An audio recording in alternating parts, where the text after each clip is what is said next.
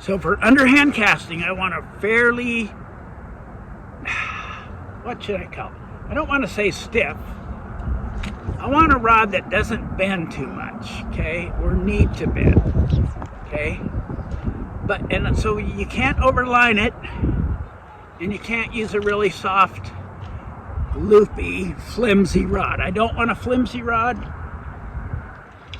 but I don't want one that's so stiff that it's like a pool cue unless I'm going to really overline it.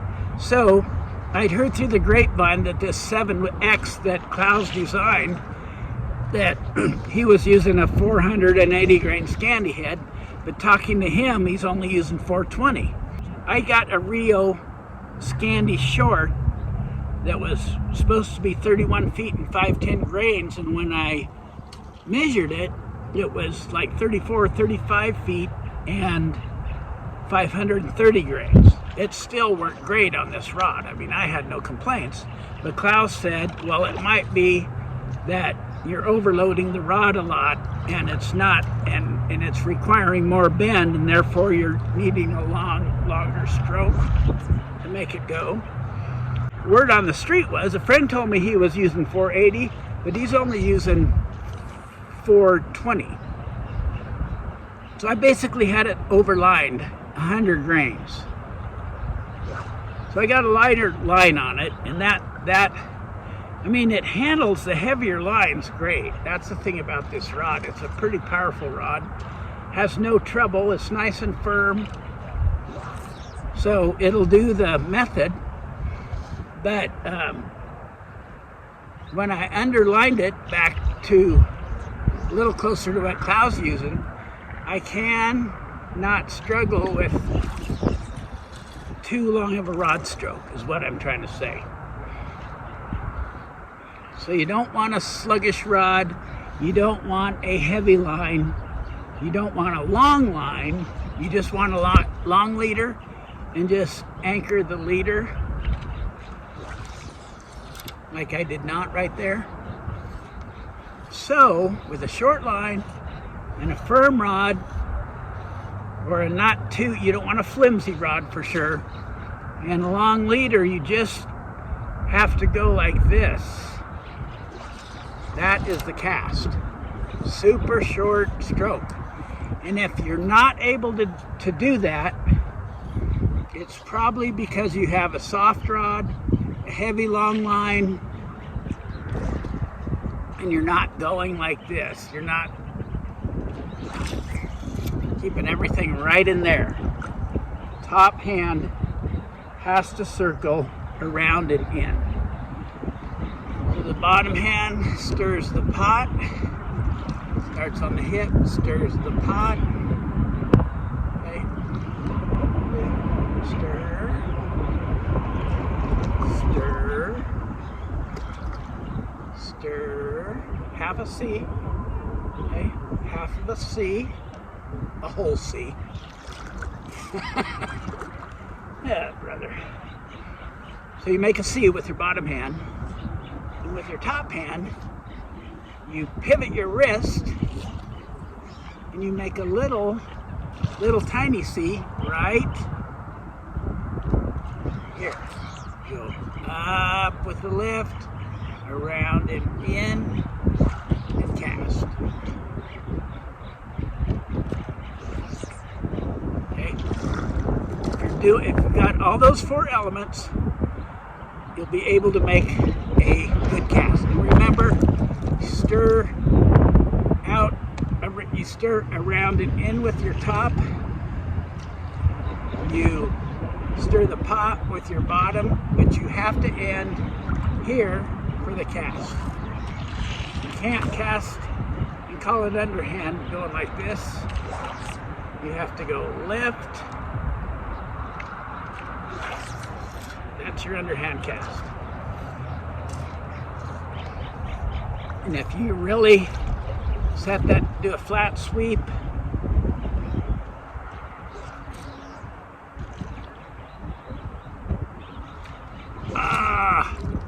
see, it's so short, you gotta really,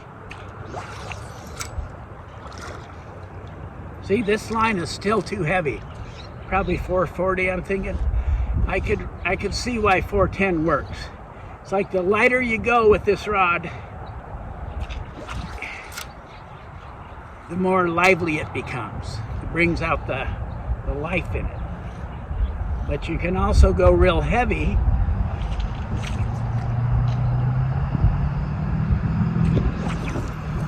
You can also go real heavy. Okay. I've made a fool of myself. I was watching a guy give a Scandi lesson the other day. He's calling it Scandi casting. It's actually on the YouTube. It's actually not a bad video. Some good thoughts in there. The problem was he was doing one part of the cast that was wrong. He was doing most of it right, but he was kind of not really doing an underhand cast, a Goran Anderson underhand cast, you know, and it's up to you whether you think I'm doing one, which I don't, you know. I try to take my cues from him. The idea is I think he's smarter than me, and there must be a reason for every part of the cast he does. And, you know, when you're given a lesson, you don't want to be pedantic. You don't want to be like so caught up in trivial stuff that doesn't matter and make a big deal out of it.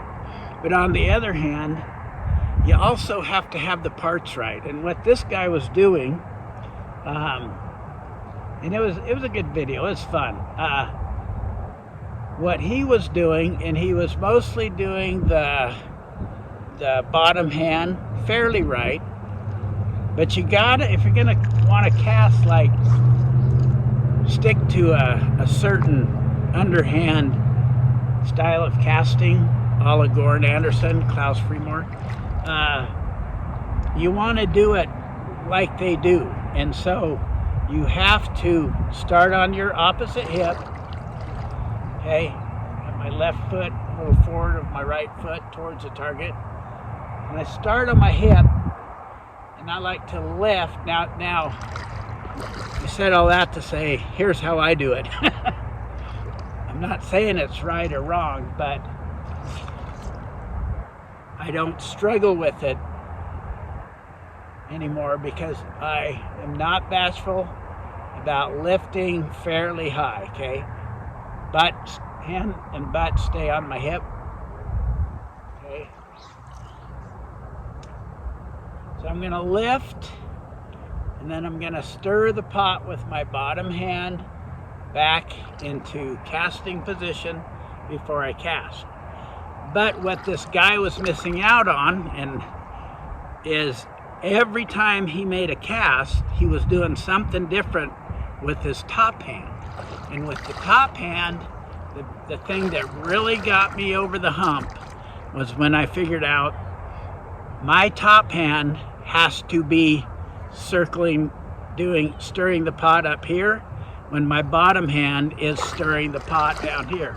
So if I'm lifting and stirring the pot with my bottom hand, that means after the lift, I'm stirring the pot around here, and with my top hand, I'm stirring it around here, okay? So I'm stirring, lift, stir, okay? Top hand goes like this. Lift, I'll exaggerate it. Stir. I'm having a hard time. I'll do it dead on. I'll do it right-handed.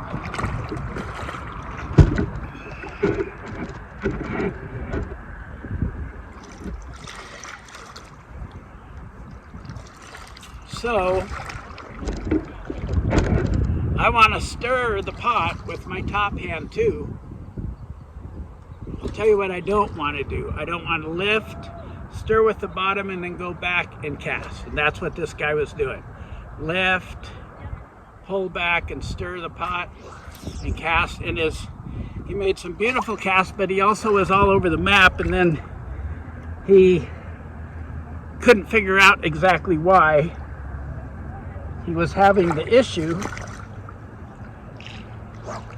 So he did make some nice casts, but he couldn't figure out exactly why he was making the nice ones, what he was adjusting. So you can't have this amorphous thought in your head about what you want the cast to be. The cast has to be lift, stir the pot with the top hand and the bottom hand, and cast, okay? So what you don't want to do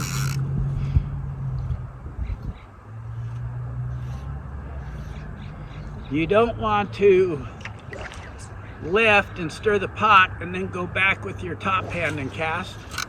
You want to stir the pot with your top hand. So it's going to look like, I'll let you get a good shot of my hand.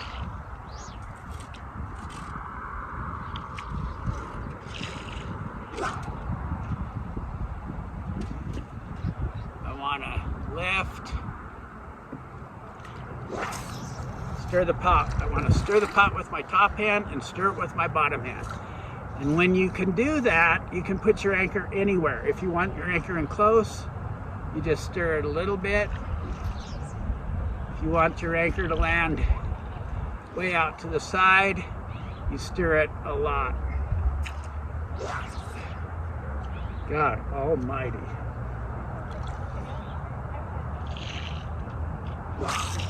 Okay, so the top hand, if I want to do flat, that's what I do. I'm going to lift. That's what I do with my top hand. It circles around like this when the bottom hand is circled there. So that way, if I want to do a really flat sweep and pitch my anchor way out there, out, push, out, cast.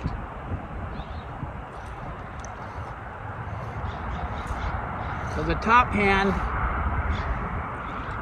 hand circles up just this ever little bit like that. I was doing some single-handed casting the other day, and I realized I was casting like getting way back here with a short line, you know.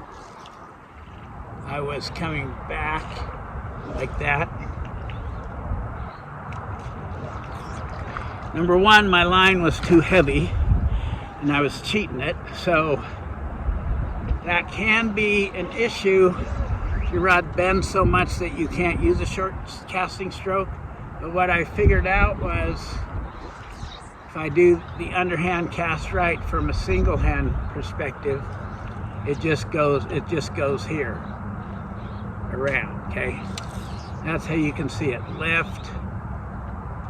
See, that's your touch and go cast. It's not like this, like I was doing. It's got to be lift. So that's how my top hand is for the two hand. I want to come up, circle up, cast. So if you're Scandi casting with one hand, you want to come around, cast, and haul. Okay. So instead of a back and forth, you know, which I caught myself doing, cheating and going back and casting, touch and go cast, coming back, casting because my line was too heavy. When I started going like this, single spaying just like that, lift, circle around, cast, lift, circle around, cast. See, and when the guy was giving the lesson, he was lifting, coming back, and casting. So you lift, circle around, cast, lift, circle around, cast. See if I can do it from this angle. Lift, circle around, cast. Okay? So, That is how I want my top hand when I'm casting single hand with a Scandi head, with a little single hand Scandi head, or with two hands. So with two hands, I want to come up, circle around, and cast. Just like single hand, up, circle around, cast. Lift. I like to lift a little bit higher maybe than, so lift, and the lift is done by sliding the top arm back, okay? Lift, and then right now I'm hugging the rod, and I can just circle up. Let's watch my top hand again.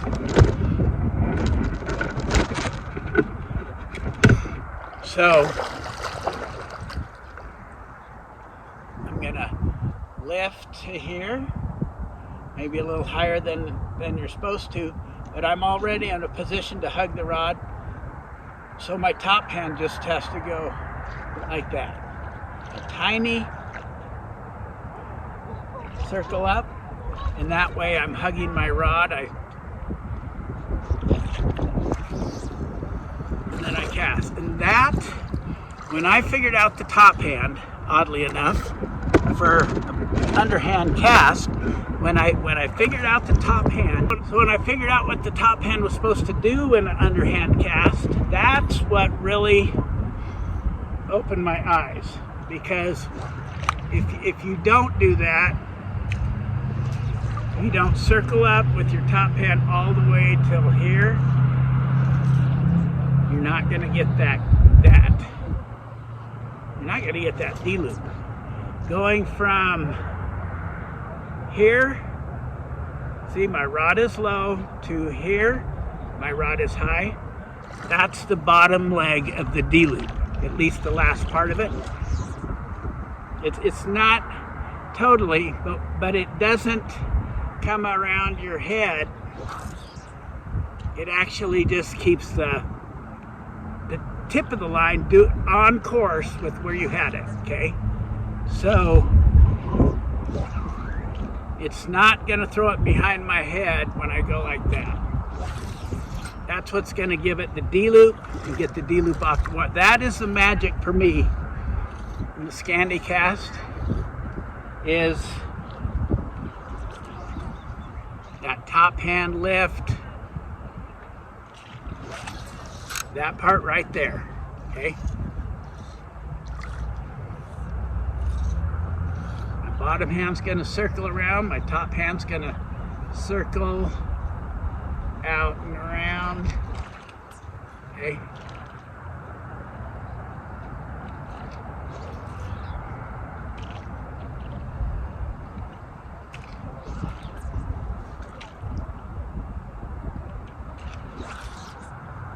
That's the cast, right there.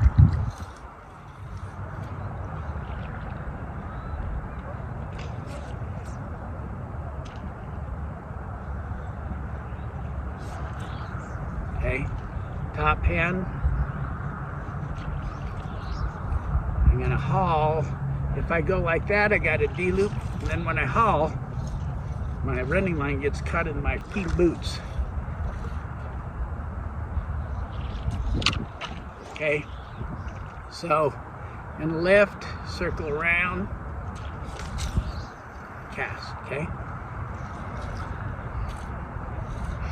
If I don't, what I don't want to do is lift and go back, touch and go like that, lift, sweep, like that. I want to just use my top hand like a little circle, cast.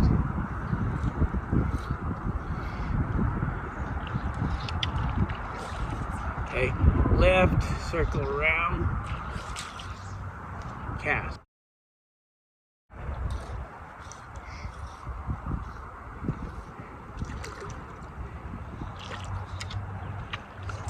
Okay, lift, circle around, lift, right in there. Okay, that is the top hand with the Scandi cast. You're not going to pitch it behind you if you go from here to here, and then that's the cast. Lift, hug, around, lift, hug, around, okay?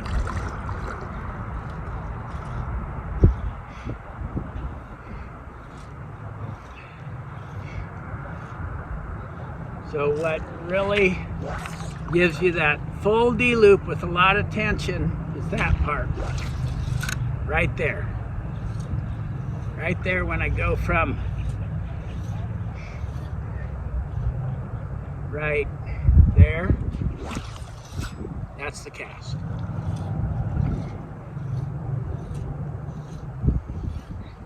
We don't go back and forth with our top hand.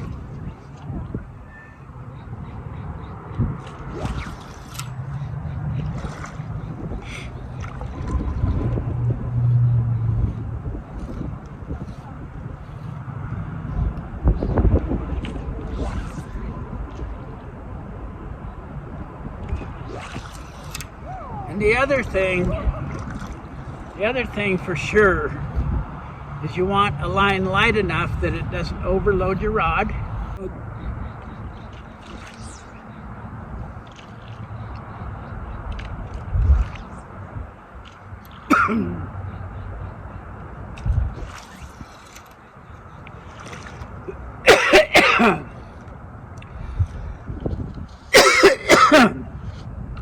So I want to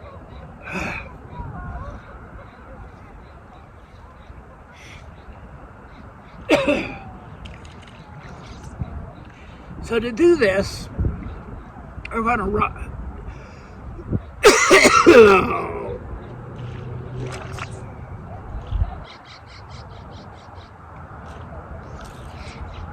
I can cast like this, lift real slow, stir the pot slow, and right there, that's what gives me the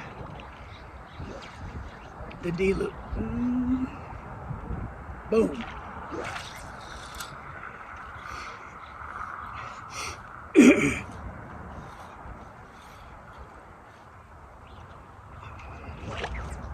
Slow all the way till there.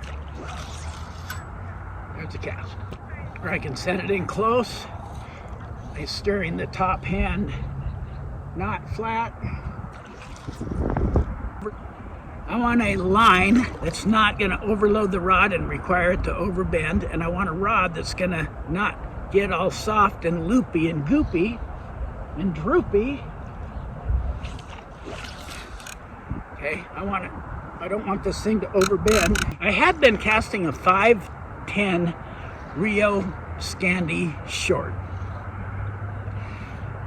So it was labeled on the box, but it's supposed to be 31 feet, but when I measured it was more like 34, 35 feet, and it was 530 grains. It worked well on this rod, but Klaus Freemore told me, see, I'd heard through the grapevine that Klaus was using 480 on this rod, so I figured 510, that's close enough. And then when I weighed and measured my line, it was actually 530. So Klaus, he said he was using 420. Let's start over.